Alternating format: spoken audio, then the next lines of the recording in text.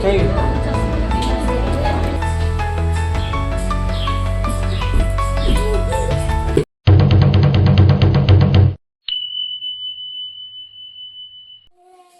सुबह शुरू होती है मेरी कीडो के एग्ज़ाम से। आज कीडो सुबह सुबह बहुत खुश है, लेकिन मैं टेंशन में हूँ क्योंकि आज मेरी ट्रेनिंग है। मुझे जाना है ट्रेनिंग। कीडो को जल्दी से तैयार करके मुझे ट्रेनिंग के लिए जाना है। तो चलिए ये वीडियो देखिए।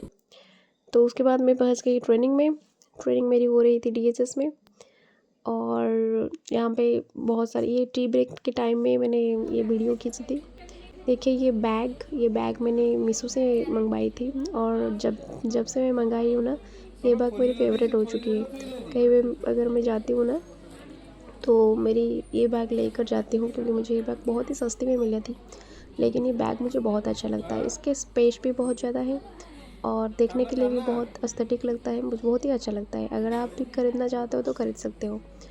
फिर हमें मिली थी ब्रेक टाइम, और वो ब्रेक टाइम में मैं छुप कर थोड़ी सी वीडियो बना ली। और उधर स्टडी भी चल रहा था, क्योंकि इतना टाइम मतलब मॉर्निंग 10 to 5 o'clock पढ़ने का मतलब मन ही नहीं कर रहा है। फिर हमें आइसक्रीम दिया गया था, उसे एंजॉय की, और फिर बस वेट की थी कि कब घर आऊँगी। घर आने के बाद कीडो को दे दिया मिल्क, और वो देखिए किस तरह से हंस रहा है और मिल्क ले रहा है। तो वो दिन भर मुझे बहुत मिस किया था, और खाना भी ठीक से नहीं खाया था। इसीलिए मैंने आके उसे बिस्किट और मिल्क दे दी थी। फिर मुझे पढ़नी है, रिवीजन करनी थी, तो वैसे मैंने रिवीजन शुरू कर दिया। लेकिन उससे पहले मैं आपको एक बात बताना चाहती हूँ guys, how to study at night effectively. तो जो दिन में बहुत बिजी होते हैं, डिस्ट्रैक्शन होता है, लेकिन रात उनके लिए बहुत अच्छा समय होता है पढ़ने के लिए। तो आज मैं आपके साथ नाइट स्टडी टिप्स के बारे में बताना चाहूँगी, जो आपकी पढ़ाई को रात में और बेहतर बना सकते हैं। अगर आप भी रात को पढ़ाई करना चाहते हैं तो ये वीडियो आपके लिए है। तो चलिए शुरू करते हैं।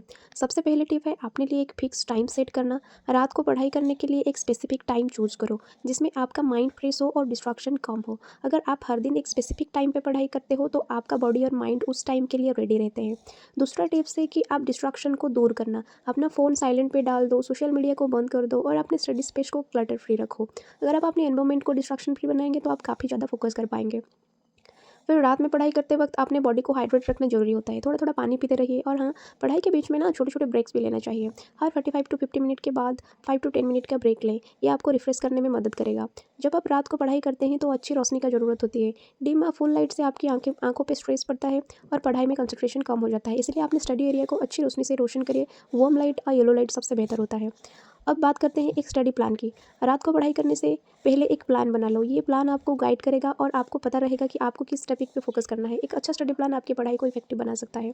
रात को ज़्यादा टाइम नहीं मिलता, इसलिए इंपॉर्टेंट और डिफिकल्ट टॉपिक पे ज़्यादा फोकस करो। अगर आपको कोई चैप्टर या टॉपिक मुश्किल लग रहा है तो उसे पहले पढ़ें। जब आपका दिमाग फ्रेश हो, ईजी टॉपिक को बाद में छोड़िए। और अगर आप लास्ट मिनट क्रैमिंग कर रहे हो तो ये गलत है। क्रैमिंग से आप सिर्फ स्ट्रेस लेते हो, और याद करने में भी मुश्किल हो जाता है। इसलिए अगर आप प्रॉपर तरीके से पढ़ाई करते हैं और रात में सिर्फ रिवीजन करते हैं, तो आप ज़्यादा इफेक्टिव रिजल्ट पा सकते हैं। अपने एफर्ट्स को रिवॉर्ड देना मत भूलना। जब आप अपना टारगेट अचीव करते हैं ना, तो अपने आप छोटी सी रिवॉर्ड दे सकते हो। जैसे एक एपिसोड आपकी फेवरेट सीरियल देखना, या कुछ अच्छा स्टडी करना, या फिर कुछ टेस्टी खाना खाना। ये आपको मोटिवेट रखेगा, और आपका मूड भी रिफ्रेश रहेगा। आखिरी टिप है कि पढ़ाई के बाद अच्छी नींद लेना। रात को पढ़ाई करने के बाद अपने आप को फुल रेस्ट देना जरूरी होता है। अगर आप अच्छी नींद लेते हो तो आपकी मेमोरी और फोकस इंप्रूव होती है। तो पढ़ाई के बाद लेट नाइट जागने से अच्छा है अच्छी नींद लेना। तो दोस्तों, ये थे कुछ टिप्स जो आपको रात में पढ़ाई करते वक्त मदद करेंगे। इन्हें अपने रूटीन में शामिल करके देखिए, आपको ज़रूर फ़र्क मिलेगा। तो अगर आपको ये वीडियो अच्छा लग रहा है तो लाइक करें, शेयर करें, और हमारे चैनल को सब्सक्राइब करें। Thank you. तो चलिए, मुझे पीडियाट्रिक का जो पोर्शन है वो मुझे बहुत ही अच्छा से आती है। मैं उससे ही पहले रिवाइज़ करना चाहूँगी। 219 पेज में जाएंगे। देखिए, मैं इसे बहुत बार पढ़ चुकी हूँ, तो इसलिए इसका हालत थोड़ा बिगड़ गया है।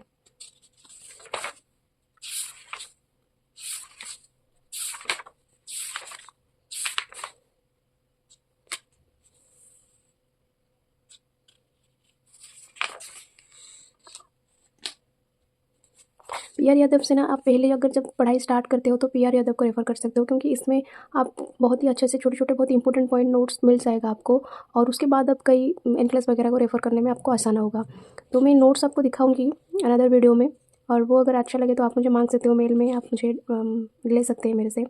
लेकिन आज चलिए पहले गैस्ट्रोइंटेस्टाइनल डिजॉर्डर्स को जाएंगे हम। Gastrointestinal tract is about 5 to 6 metre long and consist of upper and lower gastrointestinal tract. तो अपर गैस्ट्रोइंटेस्टाइनल ट्रैक में हमारा oral cavity, oesophagus and stomach जाता है, और लोअर गैस्ट्रोइंटेस्टाइनल ट्रैक में हमारा स्मॉल एंड लार्ज इंटेस्टाइन जाता है। तो ट्रैकियो इसोफेजियल फिस्टुला, जिसको हम इसोफेजियल अट्रेशिया भी कहते हैं। तो इसोफेजियल जो अट्रेशिया होता है वो आपका यहाँ देख सकते हो ABCD मतलब 5 टाइप्स का हो सकता है। ये इसोफागस है और ये आपका ट्रैकिया है। इसे अट्रेसिया का मतलब क्या है? अट्रेसिया का मतलब कि आपका कोई भी कंटिन्यूटी उसका ब्रेक हो गया होगा। जैसे कि यहाँ पे इसोफागस यहाँ पे लगना चाहिए, कंटिन्यूएशन होना चाहिए, लेकिन यहाँ पे नहीं हुआ है। तो एबनॉर्मल कनेक्शन अगर किसी के बीच हो जाए तो उसे फिस्टुला बोलते हैं, और अट्रेसिया बोलते हैं जब वो कंटिन्यूअस पैसेज नहीं होगा, कहीं पे ब्रेक हो गया होगा, तो उसको हम अट्रेसिया बोलते हैं। तो यहाँ पे क्या है? ट्रैकियो इसोफेजियल फिस्टुला एंड इसोफेजियल अट्रेसिया। तो इसमें मेनली आपका इसोफागस में प्रॉब्लम होती है और ट्रैकिया में प्रॉब्लम होती है। तो यहाँ पे आपका जो अच्छा, इसे हम कैसे जानेंगे कि किसी भी बच्चे को अगर ये डिजीज़ होगा तो हमें कैसे पता चलेगा? हमें 3C से पता चलेगा, coughing, choking and cyanosis during fast feed. जब बच्चा को हम पहला फीड देंगे तो वो कॉफ करने लगेगा, चोकिंग हो जाएगा और साइनोसिस हो जाएगा। साइनोसिस मतलब ब्लूइश डिस्कलरेशन ऑफ बॉडी हो जाएगा, क्योंकि और इसको डायग्नोसिस करने के लिए हम क्या करते हैं? एक्सरे करवाते हैं और ओरोगैस्ट्रिक ट्यूब डालते हैं। ट्यूब जो होता है ना, अगर आप यहाँ पे ट्यूब डालेंगे तो ये ट्यूब का रेजिस्टेंस शो करेगा। तो ट्यूब जब रेजिस्टेंस शो करेगा तो आपको पता चल जाएगा कि यहाँ पे क्या हुआ? अट्रेसिया हुआ है। तो जो पहला क्लासिफिकेशन है टाइप A, इसमें क्या होता है? इसमें आपका अट्रेसिया होता है लेकिन फिस्टुला नहीं होता है। आप देख सकते हो यहाँ पे अट्रेसिया हुआ है, मतलब कंटिन्यूअसली जो वो होना चाहिए था वो ब्रेक हो गया है, लेकिन यहाँ पे कहीं पे भी फिस्टुला नहीं हुआ है। जैसे कि मैंने कहा, फिस्टुला हम किसको बोलेंगे? जब एक एब्नॉर्मल कनेक्शन हो जाएगा दोनों के बीच में। तो यहाँ पे ये टाइप A है। टाइप B में क्या होता है? आपका अट्रेसिया भी होता है और फिस्टुला भी होता है, लेकिन कहाँ पे होता है? अपर एंड में होता है ना, अपर पार्ट। इस जो आपका इसोफागस का अपर पार्ट में अगर आपका फिस्टुला होता है तो उसे टाइप B क्लासिफिकेशन बोलेंगे। और जो टाइप C है, जो कि मोस्ट कॉमन टाइप है, बहुत सारे बच्चों को टाइप C ही रहता है। इसमें आपका क्या होगा? आपका अट्रेसिया भी होगा और फिस्टुला जो होता है वो lower portion of the oesophagus से होगा, मतलब abnormal connection between lower portion of the oesophagus with trachea. और टाइप D जो होता है, जो चौथा टाइप है, उसमें आपका lower and upper part of oesophagus connected to trachea, यानी दोनों ही ट्रैकिया से कनेक्टेड हो जाएंगे।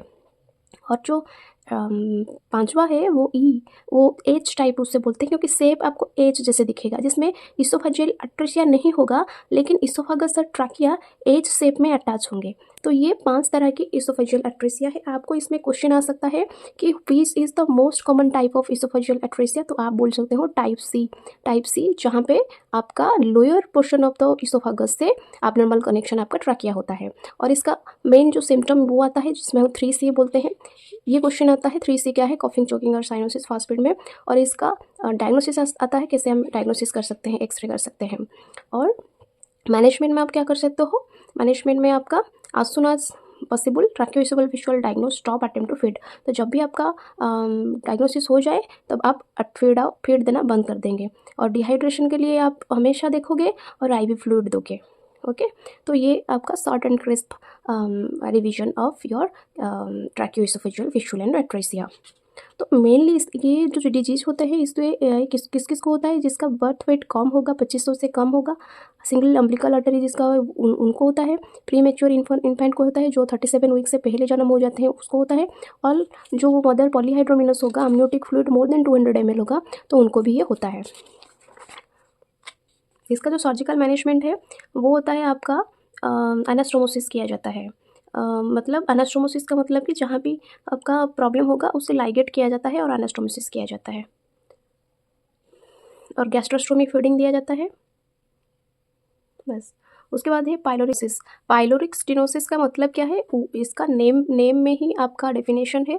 जो हमारा स्टोमक होता है उसका 2 एंड होता है, एक होता है पाइलोरिक एंड और यहाँ पे जो होता है यहाँ पे कार्डियक स्फिंक्टर, यहाँ पे पाइलोरिक स्फिंक्टर हम बोलते हैं। तो ये जो पाइलोरस होता है, स्टेनोसिस हो जाता है, मतलब किसी भी चीज़ का नैरोइंग हो जाना को हम स्टेनोसिस बोलते हैं। मतलब सपोज ये इतना है और ये ऐसे नैरो हो जाएगा, तो इस तरह से किसी भी कारण के वजह से ये नैरो हो जाता है, जिसके वजह से क्या होता है, आपका जो खाना का कंटेंट नीचे नहीं जाता है, आपको डिओडिनम को नहीं जाता है। अगर नहीं जाएगा तो यहाँ पे क्या होगा, बैकफ्लो हो जाएगा। इसके लिए प्रोजेक्टाइल वोमिटिंग होता है, फोर्सफुल वोमिटिंग होता है। बच्चा फोर्सफुल वोमिटिंग करेगा, मतलब यहाँ अगर बच्चा वोमिट करता है तो वो जाके दूर में जाएगा, फोर्सफुली वोमिट होगा। तो इसका एक क्लासिकल साइन है ये प्रोजेक्टाइल वोमिटिंग। तो पाइलोरिक स्टेनोसिस में यही होता है।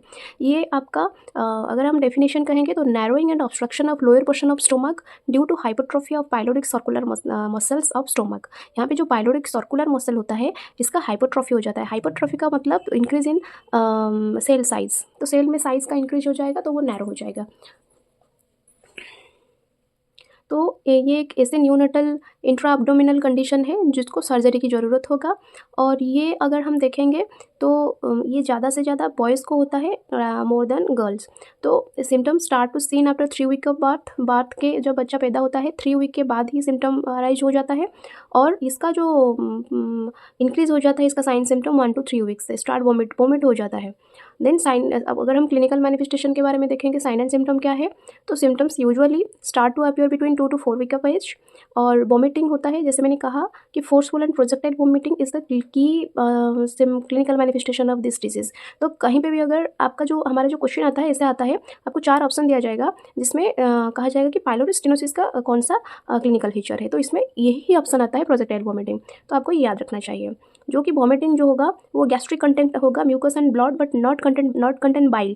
ये जो वोमिट होगा उसमें बाइल एब्सेंट होगा। ये आपको क्यों, ये बाइल क्यों एब्सेंट होगा, क्योंकि ये तो डिओडिनम तक नहीं गया है और आपका बाइल कहाँ से आएगा, इसलिए ये सिर्फ फूड कंटेंट होगा विदाउट बाइल। और ऑलिव शेप मास एक आपका एपिगैस्ट्रिक रीजन और राइट हाइपोकॉन्ड्रियम रीजन में दिखा जाएगा। जैसे कि आपको पता है हम स्टोमक को एक एपिगैस्ट्रिक, हाइपोगैस्ट्रिक, आपका गैस्ट्रिक रीजन और right hypochondriac region, left hypochondriac region, इस तरह से हम 9 क्वाड्रेंट में डिवाइड किए हैं। तो हमारे जो एपिगैस्ट्रिक रीजन होगा और राइट हाइपोकॉन्ड्रियक रीजन होगा वहाँ पे हम ऑलिव शेप मास देखेंगे। ये भी क्लिनिकल फीचर, ये भी क्वेश्चन आता है, ऑलिव शेप मास। और peristalsis wave are seen during after feeding in epigastric region from left to right. Peristalsis wave आपको दिखाई देगा, ऐसे वेव जैसे आपको दिखाई देगा पेट में, बच्चा का पेट में, कहाँ पे, जो कि लेफ्ट टू राइट जाएगा। ओके, लेफ्ट टू राइट जाएगा बच्चा का पेट में, पेरिस्टाल्सिस मूवमेंट आपको दिखाई देगा। और फिर आपको मेटाबॉलिक अल्कालोसिस रहेगा बच्चे को, और क्योंकि वो वोमिट कर रहा है तो एसिड सब जा रहा है बाहर, इसलिए अल्कालोसिस हो जाएगा। और चाइल्ड हमेशा हंग्री फील करेगा, कंस्टिपेशन होगा और greenish stool due to starvation, because of haze and starvation due to vomiting, तो उसका स्टूल भी ग्रीन आएगा।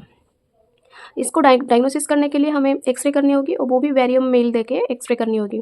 और सर्जिकल मैनेजमेंट में हम पाइलोमायोटोमी करते हैं, जिसको हम रैमस्टेड प्रोसीजर बोलते हैं। ये भी आया था रॉर्सेट में एक बार, रैमस्टेड प्रोसीजर किसमें किया जाता है, तो इसमें रैमस्टेड प्रोसीजर किया जाता है।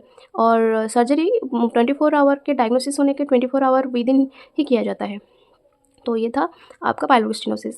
फिर आया आपको जीआरडी, जिसको हम गैस्ट्रोइसोफेजियल रिफ्लक्स डिजीज बोलते हैं। और इसमें क्या होता है, आपका जो फूड कंटेंट है वो आपका बैकफ्लो हो जाता है, backflow of gastric content into the oesophagus due to आपका रिलैक्सेशन और incompetence of the muscles of the lower oesophageal और cardiac sphincter of the stomach. जैसे कि मैंने यहाँ दिखाया ना, यहाँ पे कार्डियक स्फिंक्टर है जो कि इसोफेगस एंड और स्टोमक के स्टार्टिंग में है। तो वो अगर उसका जो मसल्स है वो अगर रिलैक्स होगा, वो अगर इनकम्पिटेंस होगा, क्योंकि वो ऐसे कंट्रैक्ट और एक्सपांड हो रहा है ना, अगर वो रिलैक्स होकर पड़ा रहेगा तो जो भी हम खाना खाएंगे तो वो मतलब क्या होगा, बैकफ्लो हो जाएगा ना। तो इसी को ही हम गैस्ट्रो इसोफेजियल रिफ्लक्स डिजीज बोलते हैं। फिर इसमें क्या होता है, आपका क्लिनिकल मैनिफेस्टेशन मेनली होता है आपका हार्टबर्न होता है, मतलब कि नॉन कार्डियक चेस्ट पेन होता है। और आपका रिकरेंट रिगर्जिटेशन होता है, वोमिटिंग होता है, हेमाटेमेसिस होता है। हेमाटेमेसिस का मतलब क्या है, ब्लड इन वोमिट। तो वोमिट में अगर आपका ब्लड आएगा तो उसे हेमाटेमेसिस बोलेंगे। फिर आपका लोअर रेस्पिरेटरी इन्फेक्शन होगा और ड्यू टू एस्पिरेशन, है ना।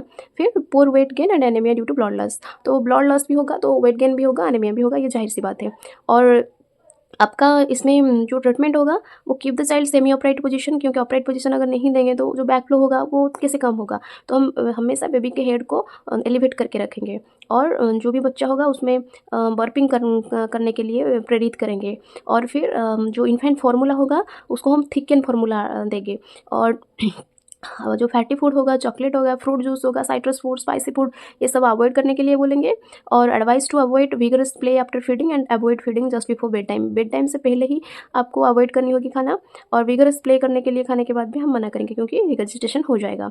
इसका जो सर्जिकल मैनेजमेंट है उसे हम नेसेंस ऑपरेशन बोलते हैं। ऑपरेशन का नाम आपको याद रखनी होगी क्योंकि ये क्वेश्चन में आ जाता है कि ये कौन सा ऑपरेशन है, कौन सा डिजीज में होता है।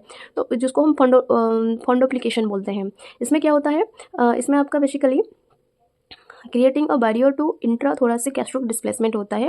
मतलब रीएस्टैब्लिश करते हैं आपका गैस्ट्रो इसोफेजियल जो एंगल होता है, और इंट्रा थोरेसिक गैस्ट्रिक डिस्प्लेसमेंट, इसमें सर्जरी होता है।